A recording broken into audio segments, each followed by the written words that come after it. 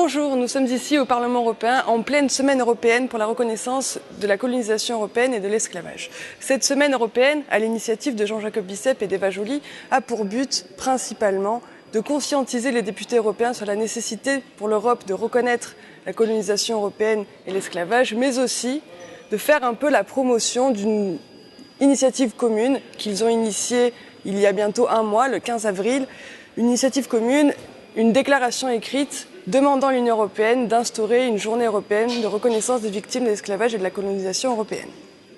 J'ai à mes côtés deux intervenants, Louis-Georges Tin, président du CRAN, le comité représentatif des associations noires, et Kani Kalonji, un jeune Allemand de 32 ans qui est collaborateur au Parlement européen et qui est venu se joindre à nous durant cette semaine. Alors la question sera simple, je m'adresse à vous d'abord, Louis-Georges. Pourquoi avez-vous répondu présent à l'appel de Jean-Jacob Bicep et d'Eva Joly et quel est pour vous le sens de votre participation et ce que vous attendez de cette semaine ? Je suis venu parce que c'est une déclaration importante, je dirais même une déclaration historique, et il est très important que les députés de tous les partis se saisissent de ce texte. Au fond, cette histoire coloniale est une histoire qui concerne le monde entier. Il n'y a pas un pays du monde qui n'a été soit colonisé, soit colonisateur, soit les deux ensemble. Et aujourd'hui qu'il y a la mondialisation, nous devons avoir un dialogue de vérité avec tous nos partenaires, parce que ce n'est pas simplement le passé qui est en jeu, c'est la nature des échanges que nous aurons avec le reste du monde à l'avenir. Voilà pourquoi cette déclaration de vérité est une déclaration d'avenir, et c'est pour cela que je suis venu. Et est-ce que jusqu'à présent vous êtes satisfait du déroulement de la semaine ? Est-ce que vous avez l'impression qu'on est jeudi, c'est pas complètement fini, mais qu'on répond à cette nécessité de conscientiser les députés européens et de faire un peu appel ici à Bruxelles de cette nécessité ? Je crois que oui, il y a eu dès le début un très beau colloque qui a eu lieu lundi. Nous étions hier dans un colonial tour qui a permis de visiter certains aspects oubliés peut-être de la capitale européenne finalement. Nous avons ce soir un certain nombre de réflexions autour de films du 7e art, des États-Unis, de France, d'ailleurs. Donc tout cela permet de contribuer à un événement qui n'est pas seulement politique, mais aussi culturel. Les deux vont de pair et c'est pour cela que cette semaine est si riche. Très bien. Kani Kalonji, maintenant je m'adresse à vous. Vous êtes collaborateur au Parlement européen, vous êtes jeune, vous venez d'Allemagne. Qu'est-ce qui vous a poussé à participer ? Vous étiez là lundi à cette semaine. Qu'est-ce que vous veniez y chercher et qu'est-ce que vous y avez trouvé ? Eh bien, moi, en tant qu'étudiant et aussi en tant que jeune Européen d'origine africaine, je me suis senti interpellé quand j'ai appris l'existence de cette déclaration et aussi l'organisation de cette semaine. Alors, je suis venu principalement pour m'informer. Donc, voilà, c'était ça ma première motivation. Et bon, qu'est-ce que j'y ai trouvé ? J'ai pu y trouver des personnalités intéressantes, engagées, avec lesquelles j'ai pu échanger des points de vue. Est-ce que c'est quelque chose qui, à votre âge, en Allemagne, a du sens dans l'opinion publique, cette histoire coloniale ? Est-ce que vous-même, vous dites que vous êtes d'origine africaine, vous avez souvent senti que cette partie de l'histoire européenne manquait de reconnaissance, et est-ce que vous avez l'impression que si c'était le cas et si cette déclaration écrite était finalement adoptée, ça vous apporterait à vous quelque chose ? Eh bien, effectivement, je trouve que cette thématique est assez absente dans l'actualité dans mon pays, en Allemagne.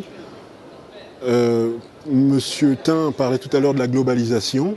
Eh bien, c'est mon point de départ aussi dans ma réflexion sur cette thématique, c'est-à-dire que le monde est devenu un petit village. Nous sommes au XXIe siècle et il deviendra de plus en plus petit d'ailleurs dans l'avenir, ce qui fait que l'histoire commune entre l'Europe et l'Afrique n'est pas prête de se terminer, bien au contraire. Et donc moi je pense que une telle reconnaissance, n'est-ce pas, contribuerait à la construction d'un meilleur avenir commun entre l'Europe et l'Afrique. Et qu'est-ce que ça m'apporterait à moi personnellement ? Vous voyez, chez nous en Allemagne, nous avons actuellement un thème qui nous tient très à cœur, c'est le thème de l'intégration. Donc l'intégration des citoyens allemands, européens, issus de l'immigration. Et moi je pense qu'une telle reconnaissance en ce qui concerne la colonisation, contribuerait à promouvoir l'idée de l'intégration et de la diversité en Europe et en Allemagne. Et Louis-Georges Tin, j'ai envie de vous poser une question. Vous animez en France le CRAN. Du point de vue de la société civile, qu'est-ce que ça représente pour vous que des députés européens, des politiques, s'emparent de ce sujet au niveau institutionnel et le prônent au niveau de toute l'Europe? Est-ce que vous, de votre côté, du côté de la société civile, comment vous comptez participer à ce mouvement? Est-ce que vous êtes en contact avec des associations à travers l'Europe, puisque c'est une initiative européenne qui a pour but non pas de faire cette démarche au niveau français, mais de le porter à travers l'Europe entière? Est-ce que vous, la société civile en France, vous établissez des liens? Est-ce que vous avez aussi cette demande? Absolument. Il y a demain d'ailleurs une réunion avec des associations de toute l'Europe pour réfléchir à cette question en général et aux façons de mobiliser l'ensemble des députés européens. Et je tiens à dire qu'il y a finalement un paradoxe. D'une part, on a l'impression que parfois le fossé se creuse entre la société civile en Europe et les parlementaires ou les institutions. Et en même temps, l'Europe a été construite après 1945 sur des valeurs humanistes pour empêcher la guerre, empêcher les crimes contre l'humanité. Elle a reçu le prix Nobel de la paix récemment. Eh bien, je crois que c'est aussi l'une des manières de rattacher l'Europe à sa population, de dire qu'au fond, les questions qui touchent à l'histoire, à l'identité, à ce que chacun peut être ou devenir, ça aussi, ça fait partie des choses que l'Europe promeut. C'est pas simplement des règlements, et il en faut des règlements, c'est aussi dire l'histoire, dire l'avenir, et finalement montrer que les citoyens dans leur histoire ont une place dans l'Europe. Voilà. Donc l'Europe, c'est aussi des valeurs, et c'est aussi ce qui fait la force de cette déclaration. Et qu'est-ce que vous en ferez de cette journée européenne de reconnaissance des victimes de l'esclavage et de la colonisation si elle avait lieu? Une fois que les parlementaires auront signé, et je l'espère, c'est à la société civile de faire son travail. C'est-à-dire de s'en saisir, de lui donner du contenu, avec des films, avec des festivals, avec des actions culturelles, et faire que ce qui a été décidé ici, au niveau institutionnel, devienne une réalité vitale, une réalité d'énergie, de culture et de vie. Voilà un peu l'objet qui sera le nôtre, j'ai envie de dire, pour le coup d'après. Eh bien, je vous remercie tous les deux d'avoir bien voulu répondre à nos questions. En conclusion, j'ai envie de vous poser une toute petite question. Qu'est-ce que vous comptez faire de votre côté, puisque, si j'ai bien compris, c'est un thème qui vous tient à cœur, pour permettre que les députés européens, en nombre suffisant, signent cette déclaration écrite et que cette journée européenne en reconnaissance des victimes de l'esclavage et de la colonisation européenne ne soit pas qu'un vœu pieux de quelques députés européens humanistes et intéressés par la question, mais bien une réalité? Je crois que nous avons à jouer notre rôle, qui est un rôle d'interpellation. En fait, les députés sont élus par le peuple et le peuple doit garder ce contact. Donc nous allons dans les jours et les semaines qui viennent les contacter, leur demander justement de se renseigner, de lire ce texte, d'y réfléchir, de méditer et de le signer.